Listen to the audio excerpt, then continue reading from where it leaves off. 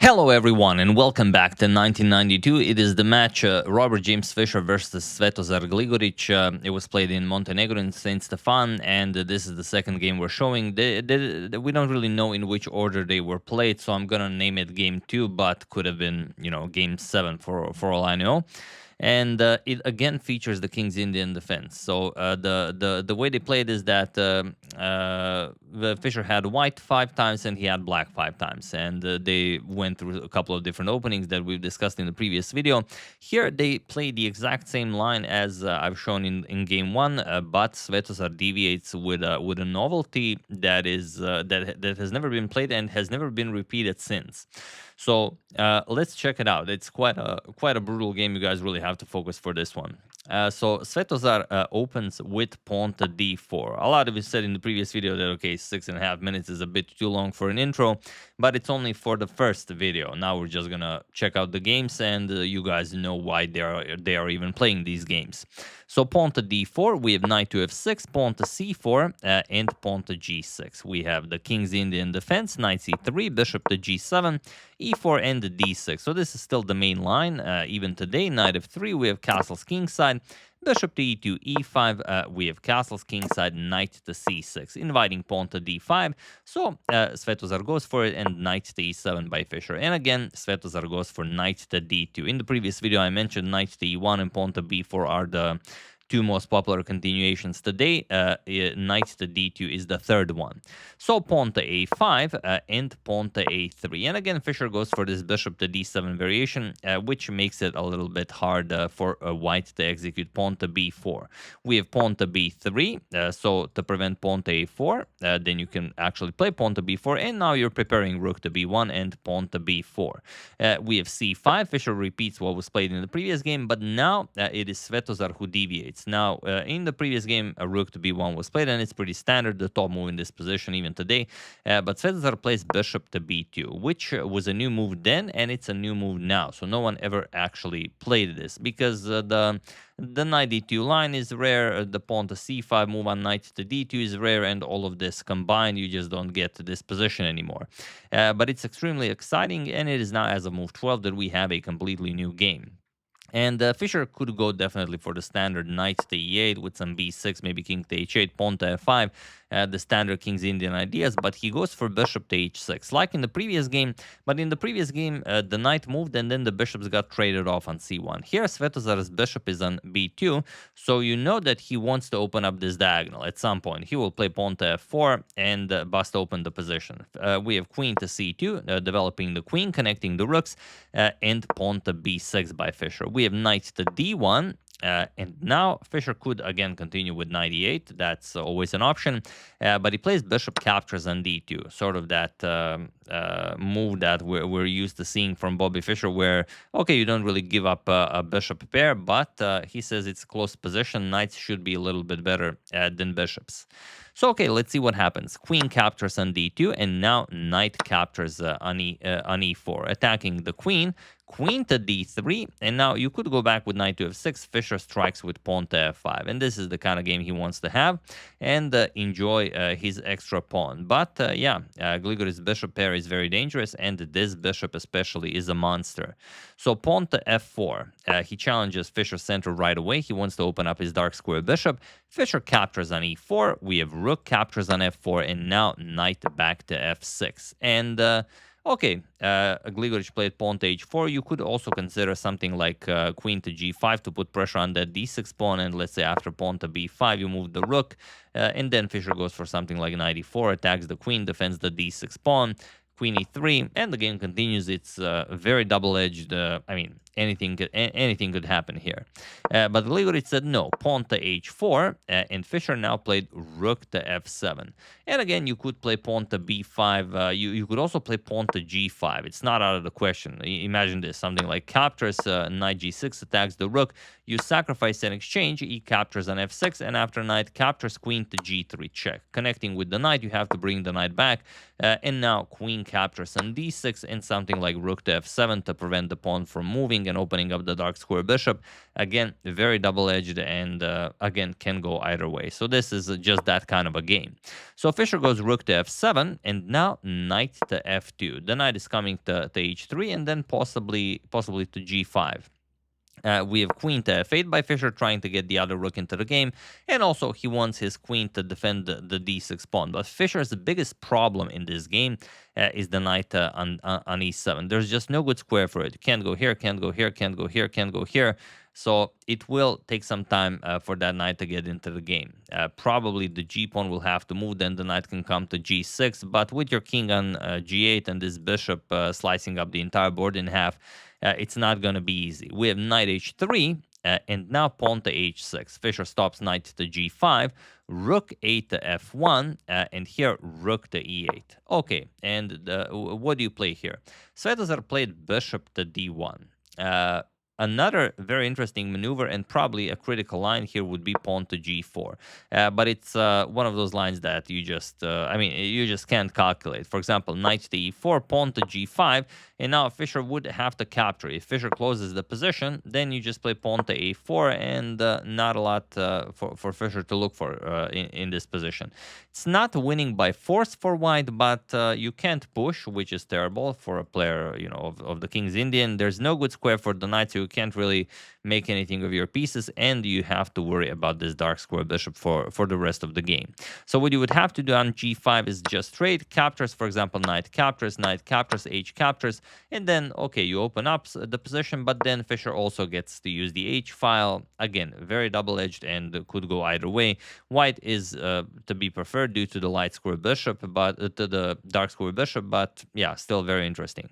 So after rook e8, bishop to d1 by Svetozar, and Fischer now goes knight back to c8. Just not a lot of good squares for this knight, and you want to do something with the rooks along the e file. Queen g3, putting pressure on the g6 pawn, and perhaps, and also, yeah, the knight on c8 covers the d6 pawn, so it's not doing nothing. We have rook g7, defending the pawn, and queen back to c3. Now, again, this is extremely powerful, and it's very interesting to see how Fischer deals with this position. He goes rook to e5. Okay, you block the queen, but Svetozar just moves it, queen c1, and attacks the rook, and this is exactly what Fischer wanted. He plays queen to e7, and he invites Gligoric to capture on e5. But that would be totally not in the spirit of playing against the King's Indian, because you just give Fischer the full center, and then you have problems. The rook moves, the king comes to h7, and you can now easily find moves. The knight can now come, for example, to d6 to f7, you push g5, and good things will happen for black. So after queen e7, Gligoric goes rook 4 back to f2.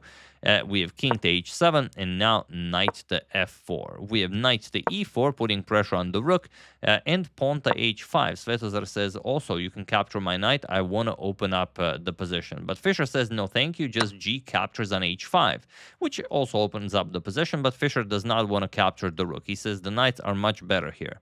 Okay, rook f3 and queen to g5 with some ideas of maybe knight g3, h4, h3, and all of a sudden it is Svetozar's king who's under attack. We have queen to c2, and Fischer now could definitely go for knight to g3. He goes knight to e7. Finally, this knight can be activated, and Fischer wants to get it into the game. Bishop to c1, now threatening some very nasty discoveries, and Fischer says, no problem, just pawn to h4. And the question is, what kind of a discovery should Svetozar play here? Now, if you really want to play for a win, you have to play knight to d3. But in such a sharp position, that also means giving your opponent chances to play for the win. Svetozar played knight to e6. What you would have to play after knight to d3 is after the black queen moves, you will have to play bishop b2. And now just have both the rooks on this diagonal. Fischer would probably go knight g5, attack the rook, and now knight captures on e5, d captures, and the rook e3. And okay, it's a pretty crazy position. For example, knight to f7, and yeah, a lot of pressure for Fischer along the g file. The bishop is still very strong, and it's extremely double-edged. Probably, if you want to play for a win, you will have to go for bishop captures on e5, give up your prized bishop, and then play this position where, again, it's very versatile and double-edged. So after h4, Gligoric decided to go for knight e6, and we have queen to f6, getting the queen out of the way, and knight captures on g7. So he captures this rook, king captures, and now bishop to b2. Again, looks very strong, but Fischer just plays knight to g3, attacks the rook on f1, and Svetozar says, yes, please do capture it. And interestingly, Gligoric can capture on e5, and he would be up 2 exchanges, but not a lot to show for it. The rooks really aren't doing all that much. You cannot touch the knight. The knight is on a dark square. You only have a light square bishop. F5 square is defended 4 times, so you're not doing anything there. E4 is coming. Not right away if you play for right away. Well, maybe even right away, but, probably Fischer would wait for it, improve the position a little bit. Again, you know what I'm about to say. It can be played good for both and bad for both. So after this knight to g3 move, Svetozar played queen f2. He says, please take my knight. And Fischer says, no, thank you. Even though it's perfectly fine to capture it, Fischer wants the knight on g3. Plays queen to g5, rook to e1, now putting more pressure on that rook, and Fischer just goes knight to g6. Again, basically begging Gligoric to capture on e5, but he doesn't want to. He plays bishop to c2, and now Fischer goes pawn to f4, which means the knight is now sufficiently defended, and he has some ideas of playing pawn to h3, maybe bishop coming to g4. We have bishop captures on g6, king captures on g6, and now the question is, what do you play here? It's a position where Gligoric has excellent chances to win the game. But you have to see very far and you have to calculate very precisely. So what would you play here? That is the question.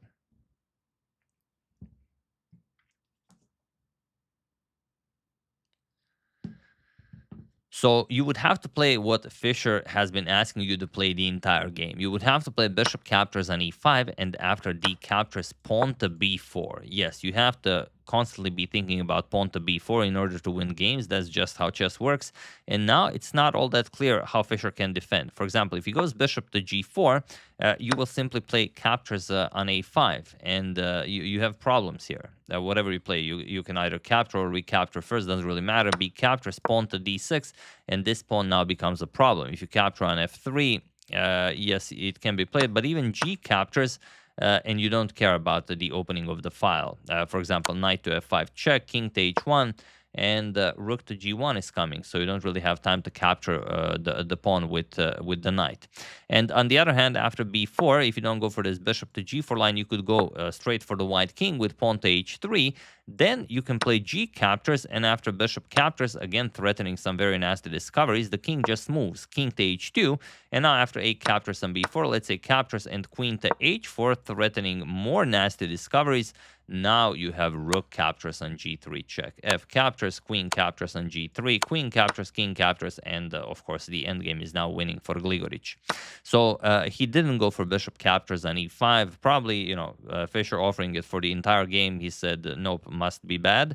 Played bishop to c1, puts pressure on the f4 pawn, and Fischer now goes queen to e7, which was not easy to do. It is the best move, but h3 is almost begging to be played. But the idea behind pawn to h3 is that after g captures and bishop captures, now there's bishop captures on f4. And now you don't really have all that many great moves. You have to play knight e2 check to pick up the bishop. And after king h2, you're going to play knight captures on f4. And now after rook captures on e5, d captures and rook captures on f4, you would have a chance whether to capture with the pawn or the queen. And a queen trade isn't all that much. Captures, captures, captures. And yes, Fischer does have a pass pawn on f4, but so does Gligoric on d5. So that's not really working for you. You're going to have to play d captures, king captures, and now, okay, if you can push this, king f5, king f7, but it would still be very hard to get out of all of the checks from the white queen.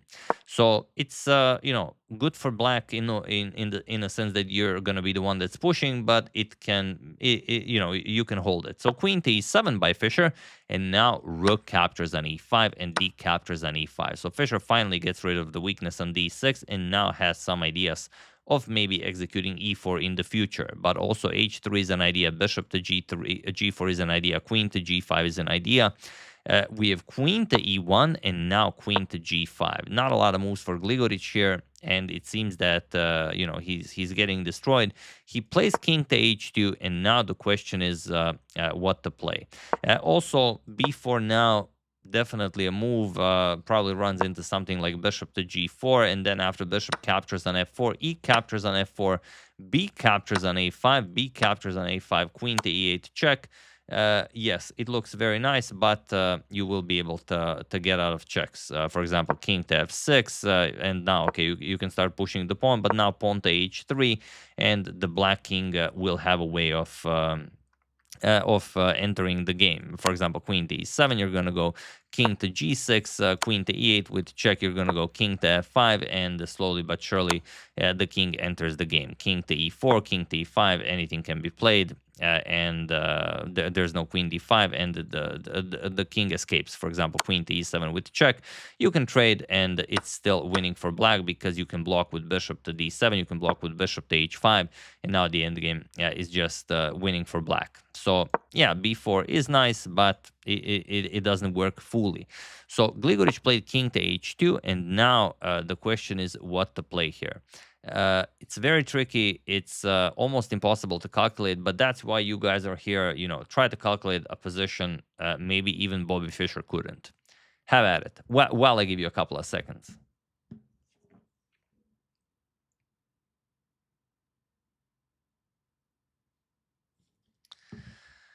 The move, of course, is king to f7, and it's not easy to see why, but you guys will get a really nice idea of why. Let's say white plays pawn to b4, you can play bishop to g4 now, and now there's just no bishop captures on f4.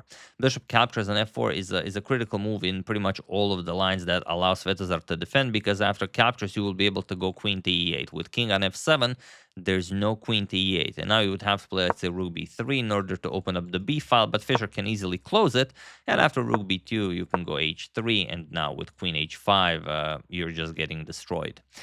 But Fischer played bishop to g4, saying that okay, it's completely the same, and well, it is, because Gligoric missed the defensive idea. Gligoric went for bishop captures on f4 right away. He should have played rook to f2. And now after pawn to h3, now you play bishop captures on f4, e captures, and after queen to e8 with check, king to g7, and now g captures on h3 with queen h5 not an option, as the queen is on h5, and now you would have to play something like knight to f1 check, rook captures, and after bishop captures on h3, threatening checkmate and checkmate, you have rook g1. Attacking the queen, and now after bishop to g4, you can play anything, but even captures, and queen e7 is enough for a draw by repetition, as the black king will not be able to escape all the checks. So after bishop to g4, Gligoric missed rook to f2. He played bishop captures on f4 right away. Now e captures on f4, queen to e8 with check, king to g7, and now pawn to d6. It seems like he managed to create something, but the position is now winning for Fischer. But interestingly, now it's Fischer who misses the win. As I mean, I have no idea what the situation on the clocks were. You know, could have been maybe they had a couple of seconds on the clock, but you have to play either knight f5 or bishop to h5. You have to somehow prevent all of the checks from the white queen. And now if queen d7 check or whatever, you can just block with bishop to f7, and now you push for the win. h3 is coming, and that's it. But after d6, Fischer played bishop captures on f3, and now it's a draw. There's no escaping checks. Queen d7 check was played, and now the problem is if you go king to h8, then queen e8 check, and if queen to g8, and then you even have d7, and now it's white who's winning. There's no, you know, just captures, and d8, another queen comes into the game, and after queen d7 check, if you go king to g6, well, then you go queen e6 check, king to h5, and now g captures on f3. You take away the g4 square, and not a lot of moves for black. Now Fischer would have to settle for knight to f1 check, king to h1, knight e3, let's say, or rather not knight e3. You would have to go for a repetition. If you go knight e3 and try to checkmate the white king, then there's queen f7 check, and after queen to g6, you just capture and advance the pawn. There's no stopping the pawn. So after queen d7 check, king to f8 was played, queen to c8 with check, king to f7, and now queen to d7 with check, king G6 and queen to E8 with check. Fischer not satisfied with the draw. He wants to fight. He plays king to F5, but now G captures on F3. Only move that draws, but Svetozar finds it, cuts off the black king. Knight to F1 with check. We have king H1, knight to G3 check, king H2, and he was in this position on move 53 that Gligoric and Fischer agreed to a draw, as there is nothing more to be done here. Or rather, maybe it was a draw by threefold repetition, because if Fischer continues with something like queen G7, just D7, and you don't have time for anything. If queen to B2 check, king H3, now it's even white who's winning. There's no checkmate here, even though it looks very nice. But yeah, if knight to F1, you can just go for queen to E4 check. Now you have to go to the dark squares, let's say G5. Now you bring a queen into the game, and it's a very nice, let's say, queen captures an H4 checkmate. So yeah, after king to H2, they agreed to a draw and a very well fought game. There were chances on both sides, but these are the kind of positions where even if you load any of these positions that we discussed into an engine, the engine will say, okay, there are 5 or 7 possible lines to play here, and all of them are sharp. So you know it's hard to even say whether something is winning by force or not. But yeah, that's the King's Indian for you. If you like it, you can try playing it. I mentioned in the previous video you can also get the John Nunn's book on the King's Indian. People who have I have not read it. I don't play the King's Indian, but people who have say it's like the Bible of the King's Indian. So if you like it, you can definitely try it out. And if you prefer to, try out the modern way, first link in the description below, download Lotus Chess and improve your chess today. It's amazing. I say it every video, but I actually mean it. I use it every day, and I'm learning quite a lot. So, try it out. It's free. So yeah, that's the game. Hope you guys enjoyed it. Very nicely played by both of them. We're gonna cover all of the games, probably. Maybe not one. One is sort of snooze festy, but maybe I even show that one. So we'll see. So yeah, that's the game. Hope you guys enjoyed it. I would like to thank Fischer Exteriors, Tafadzova Nagvaru, Alexander Schaefer, Miloš Knežević, and Gerhard Henkelmann for your contribution to my channel. Thank you a lot. I really appreciate it. As usual, you can check 2 of my previous videos here. Thank you all for watching, and I will see you soon, continuing to check up on your wonderful suggestions and whatever else happens in the chess world. Thank you all. I will see you soon, and have an excellent rest of your day.